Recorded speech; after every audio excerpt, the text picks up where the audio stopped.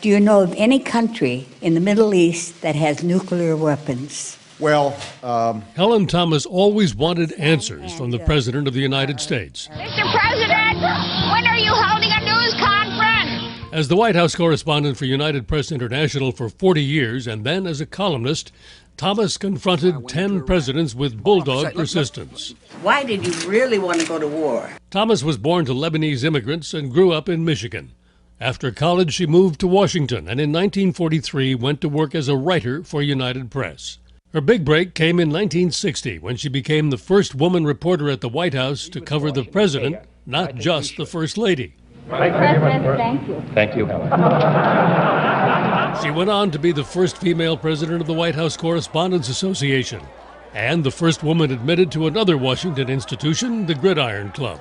President Johnson once complained that he first learned of his daughter Lucy's engagement from one of Thomas's stories.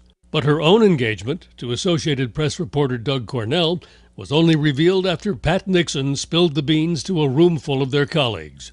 She laughed easily with one president after another, but that never stopped her from asking them hard questions. Do you know of any money that could have gone in? No, I have no knowledge of that. Helen Thomas was tough, cantankerous, and opinionated.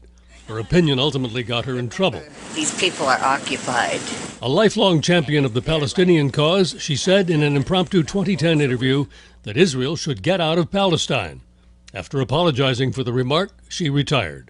In a statement today, President Obama said what made Helen the dean of the White House press corps was not just the length of her tenure, but her fierce belief that our democracy works best when we ask tough questions and hold our leaders to account. Bill Plant, CBS News, Washington. presidents called on her and braced themselves. Helen Thomas. When are you going to get out of Afghanistan? And sometimes had to grit their teeth. My question is, why did you really want to go to war? And more than once fought to get a word in edgewise. Helen, excuse me. With Helen Thomas, they always knew they had it coming. She was a relentless questioner with a front row seat to history. She was also a Washington institution. For years, as Dean of the White House Press Corps, Thomas ended news conferences with, "Thank you, Mr. President." A veteran reporter for UPI, she was first sent to cover President-elect John Kennedy in 1960.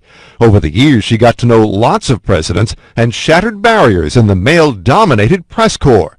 In all, she covered 10 presidents, but Kennedy was her favorite. He was the most inspired. I thought he left us a legacy that we should always reach for the stars. Surprisingly, she admired others, too, like Bill Clinton. Brilliant, and I never saw anyone conduct a news conference like him. And though she tangled with Richard Nixon, it was Pat Nixon who announced Thomas was marrying the competition, AP's Doug Cornell. The union lasted 11 years until his death.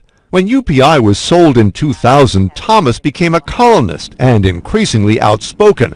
Yet by her own account, in comments here on Israel, she crossed the line. Tell them to get the hell out of Palestine. Ooh. They go home. Where's the home? Poland.